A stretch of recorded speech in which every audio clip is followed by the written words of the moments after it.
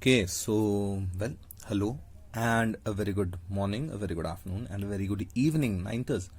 Based on the time, take that good morning, good evening, or the good afternoon based on the time in which you'll be watching the video.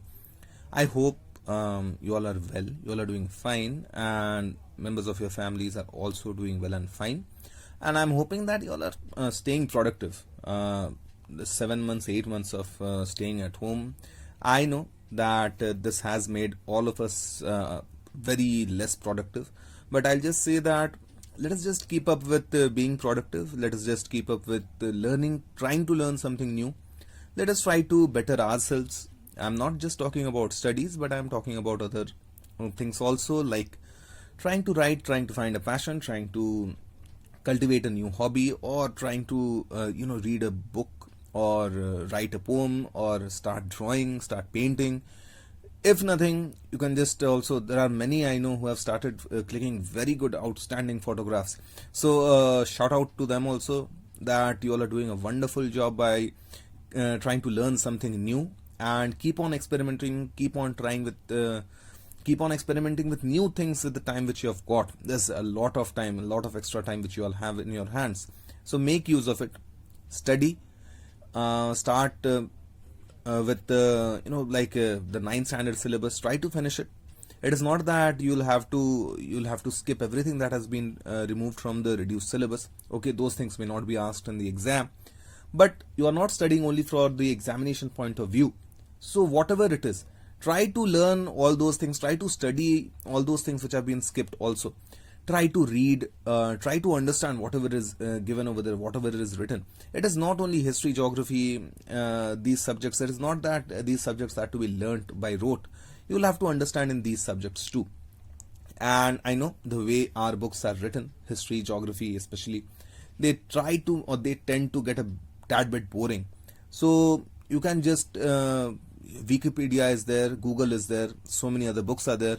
If you want books, I can send you all PDFs, you can just ask me. But start reading from different other sources, and when you read from other sources, your knowledge becomes crystal clear, and then you can study all these things in a better and a more effective manner. So coming to all these things, we'll be starting with the second semester portion, and we start with this chapter, the Delhi Sultanate. When we are talking of the Delhi Sultanate, what is the political situation of India during the 1100s or 1100 AD? It was not a very, it was not in a very good, or it was not in a very strong position, the political position or the political situation of India. There was not as such, or there weren't as such any big kingdom which could give a kind of leadership and which could unite all of India together. After the Guptas disintegrated, there were small kingdoms, and this small kingdoms and the political instability, this attracted many people from the Central Asian parts of the world to come into India, so as to plunder India, so as to loot the riches of India, and so as to take away a lot from India, the riches, the money, a lot of other minerals, gold, silver, jewels. So all these things could be taken away from India. So it presented a very ripe opportunity. When we talk of the, we say that the Islamic culture came in with the Delhi Sultanate, but we are wrong over here. The many Islamic traders from Arabia, India had trade relations with Arabian countries for a very long time in history. So the Arabian traders, they used to settle in the western coast of India. And when Islam started spreading throughout the Central Asian parts, throughout Arabia, those traders, when they started coming in, when they started settling in the western coast of India, they brought in the Islamic culture with them. And that was the start of the Islamic culture in India. But as such, there was no Islamic rule in India. There was no Islamic kingdom in India. And the first Islamic kingdom that came in India, or that was there in India, it was the slave dynasty. And it was the slave dynasty was the first dynasty of the Delhi Sultanate. Delhi Sultanate, when we are talking of the Delhi Sultanate, you can see over here the chapter reads Delhi Sultanate. And you all know very well that, okay, this book is not the book which you all follow, but then this is also a similar book. And when we are talking of the Delhi Sultanate does not only talk of one kingdom. No, there is not only one kingdom. There are all the kingdoms, all the Islamic kingdoms, which started after the rule of the Guptas and which lasted till the Mughal rule started in India. All these kingdoms together are termed under the Delhi Sultanate. So the Delhi Sultanate encompasses, or the Delhi Sultanate includes all the different kingdoms which were there after the Guptas and before the coming of the Mughals in India. So that is the Delhi Sultanate. So when did this or what laid the foundation of this Delhi Sultanate in India? What happened was that the Turks, they started invading India, the Sindh parts of India. Where is Sindh actually? Sindh is there in modern day Pakistan. And those areas started getting, those areas of Sindh. Sindh is in the northwestern part of India. And those areas of Sindh, they started getting, or they were first invaded by the Turkish rulers. And they started conquering Indian territories near Sindh and Multan. But they could not establish a very permanent rule over there. There was this one person, you may have heard of his name, there's Mahmud of Ghazni. We are not talking of Ghazni or of Amir Khan, the movie Ghazni. No, we are talking Mahmud of Ghazni. Ghazni is a place in Central Asia, it is there somewhere near Afghanistan. And Mahmud, his name was Mahmud actually, and he belonged to that area of Ghazni. That is why the name Mahmud of Ghazni. So if suppose anyone over here, if suppose Subrato Modak is hearing this, listening to this video, and Modak is from, okay, Subrato is from Bhaura, so we'll be calling him Subrato of Bhaura. That is how we, this term over here, Mahmud of Ghazni, means that Ghazni is not his surname, Ghazni is not his title, Ghazni is the place which he belonged to. That is why he is Mahmud of Ghazni. Now, Ghazni, he was there in Central Asia. He was a ruler of a very small kingdom in Central Asia. And he wanted to capture other parts of Central Asia. He wanted to increase his kingdom's area size. He wanted to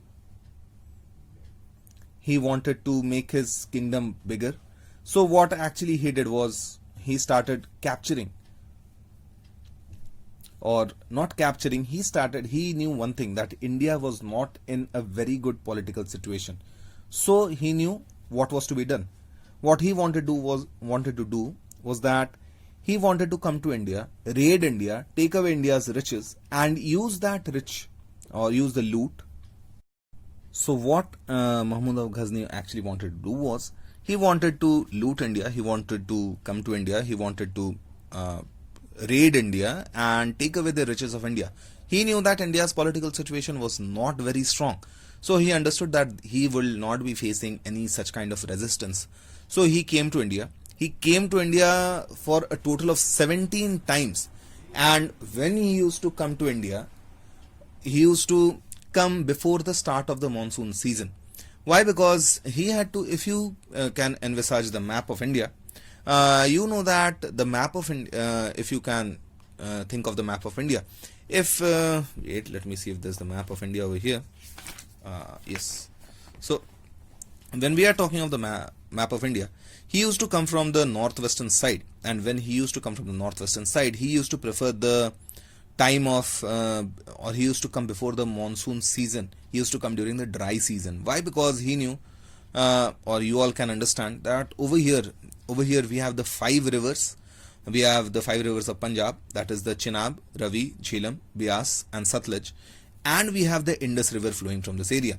So he knew that if he came during the monsoon or after the monsoon season, these rivers will be flooded. And if these rivers are flooded, what will happen is that his soldiers, his horses will not be able to cross those rivers. So that is why he used to come before the monsoon season. He used to come during the dry season. He used to come, loot India, take away the money, riches, whatever he wanted. And then he used to again go back before the monsoon started. Why? Because he knew that if he did not go back before the monsoon started, what would happen is that he would get stuck and his soldiers would get defeated, massacred by the Indian.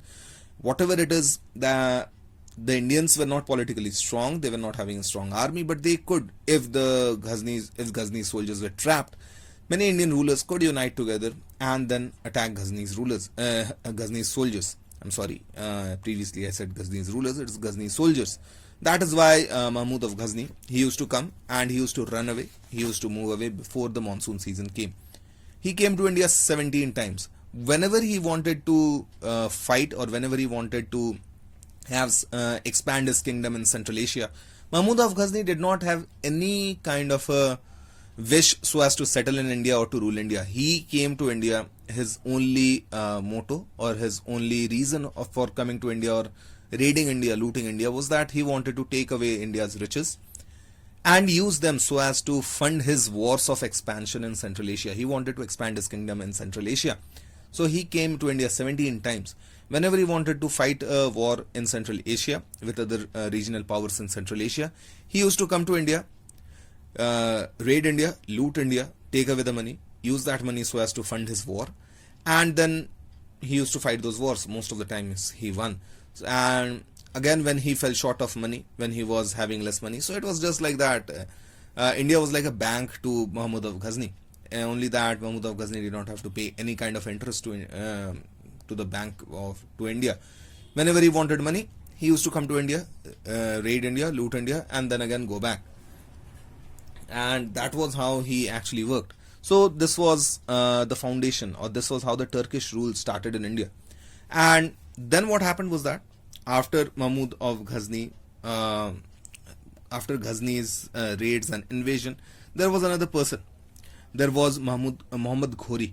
And Muhammad Ghori was the first person who actually laid the foundation of the Turkish rule in India. And he invaded India. He wanted to invade India so as to, again, like Mahmud Ghazni, he wanted to get hold of India's riches. So when he invaded India, he directed his first invasion towards Multan. Multan is, again, it is there in modern day Pakistan. Previously, before partition, it was part of India. And in 1100, it was in 1175.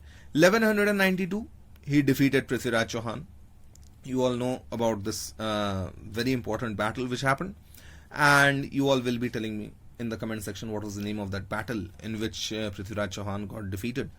And then after that, what happened was that after Prithviraj Chauhan got defeated, Prithviraj Chauhan was the leader of the Kachwa princes and Kachwa tribe in Kachhawa. It's not Kachua, it's Kachhawa tribe of Rajasthan. So what happened was that he was ruling from the areas of Rajasthan to Delhi. And after the defeat of Prithviraj Chauhan, Muhammad Ghori got control of those areas. He again went back, and he left Muhammad Ghori did not stay back in India. He went back and he left behind his slave general. It is not he was the general of the slaves, but he was a slave who was later promoted to a general. And it was this slave general, Qutbuddin Aibak. He was left in charge of the Indian territories.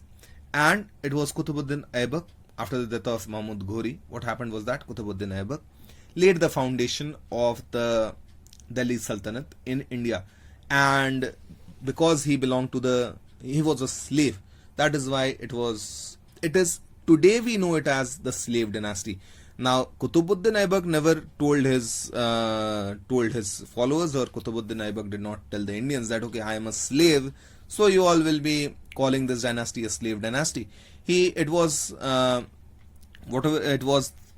Popularly, it is today known as the slave dynasty. We do not know by what name it used to be called, or what name Qutbuddin Aibak had wanted it to be called in the future. That is not something we'll be debating upon. So over here we have the slave dynasty. That was the start of the slave dynasty. So you have to keep in mind, it was Mahmud Ghazni who first showed the way that this is the way India can be invaded. Next came Ghori, and after Ghori died, his slave general, that was Qutbuddin Aibak, he became the ruler, or he started the slave dynasty. Now, so this is all about today's video lecture. We'll be continuing with this, and we'll be doing the Qutub Minar in the next video lecture. Till then, please take care, stay safe, be safe, and keep enjoying. Thank you.